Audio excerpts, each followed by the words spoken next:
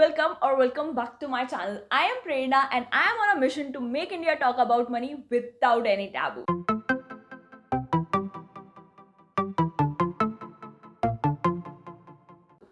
So, today I am going to talk about something which is really close to my heart and I have been waiting and meaning to talk about it for a very long time.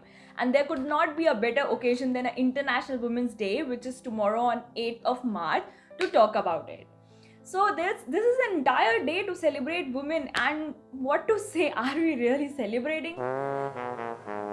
Okay, let's keep that aside. That's an entire topic in itself. What I want to talk about this year, the theme is choose to challenge.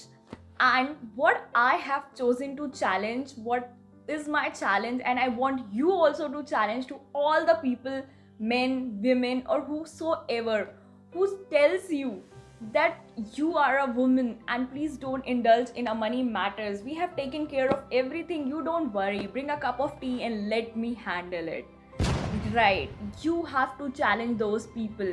And it is very astonishing for me, whatever small life I had, to see that this does not bother you. This statement does not offend you. I don't understand how. Okay, it does not bother you, it does not offend you. At least it should provoke you to learn more. And if you don't have enough reasons for that to think like that, let me give you one. Suppose a person who's taking care of all your financing, maybe your father, spouse, brother, relative, your advisor, or anybody else, gets sick and needs a very difficult medical attention and is not in a situation to tell you where all the money is.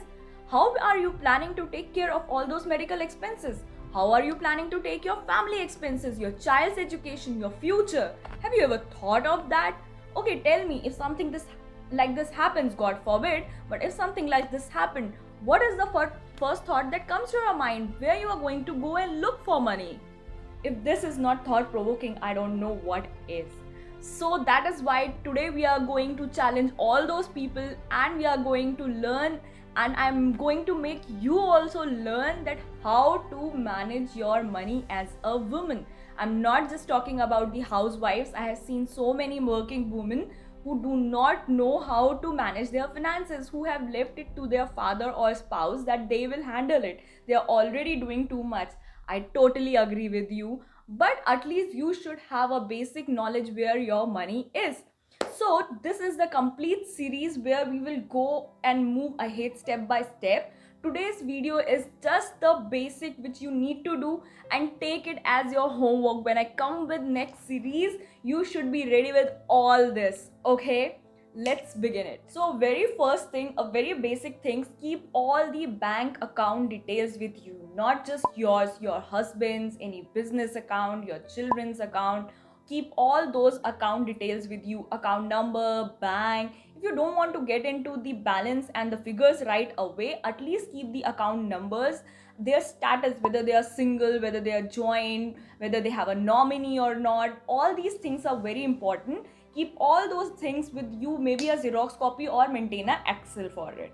Okay, next is keep track of all the insurance policies your husband or you have ever taken. It could be a health policy, life policy, it could be a car loan cover policy, home loan cover policy, or any other sort of insurance policy which has ever been taken. It could be sometimes for a small equipments as well. You need to, what you really need to have is, you need to have a premium amount, what is the cover amount, and what is the validity. So make a Excel sheet, write down all the policy, what is the date of issuing, what is the cover amount, what is the policy value and the premium value, and what is the expiry date. All these data should always be ready for you. Health insurance is required if there is any medical attention required. Life insurance is required, you know why. So you need to have all these data ready with you. Next comes the KYC. Now KYC, though it sounds very basic, but it is very important for you, for your children, for your husband. Keep all the KYC documents. What do I mean by KYC? Is know your customer. That means all your Aadhaar cards, PAN cards, income tax returns, very important. Don't just avoid it. Income tax return, if your husband is salaried, your form 16, his form 16, All those documents should always be with you, a Xerox copy if not the original. Keep all the Xerox 2 copies ready with you for any kind of emergencies. Okay, then comes the loan details.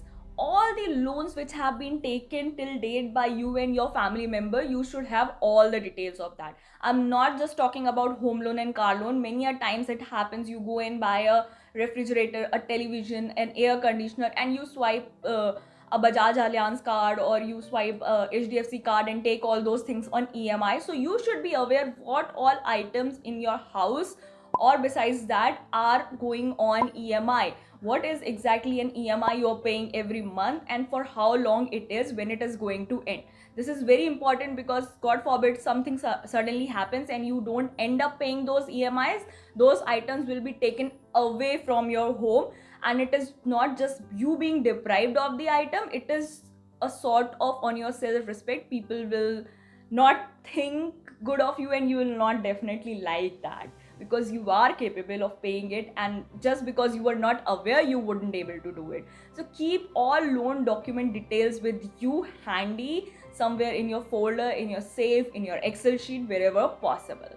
Okay, last but not the least is keep track or have details of all the investments done by your partner. It could be mutual fund, it could be stocks, it could be real estate, it could be post office, it could be fixed deposit, it could be NSCs, it could be PPF. All those details should be there. If it is a SIP, how much SIP it is going. If it is stocks, what all stocks are purchased, how are they performing, at least review is once a year. If it is a PPF, when it was opened, when it is going to mature. If it is a post office, how much has been spent there. If it is a senior citizen scheme for father or your grandmother or someone, keep all those documents with you ready so that when you need it, you have it. Of course, all these documents you should also know what is the nomination status. Nomination status is very, very important. I know it is not something really good to talk about, but it is important. It is a reality. It is very practical, so we need to talk about it. So yes, those were the 5 things which I wanted to talk about. And number 1 is all the bank account details. Number 2 is all the insurance policies. Number 3 is all your KYC. Number 4 is the loan documents. And number 5 is investment. This is very basic, very simple, very easy to keep. This is lesson 1. This is your homework. Do it, keep it ready. I would be glad if you will do it, and just let me know, come back to me, and I am sure, managing your finances will give you a huge confidence. It will boost your self-respect, and it will just make you more confident to go out and deal with people and have and participate in a conversation when it is about money. So these are just basic. I'm not trying to tell you get into the deep detail right away. Do it and you will feel a difference. So yeah, those were my thoughts on Choose to Challenge, and I totally support Choose to Challenge on this Women's Day. Do you? Raise your hands and tell me.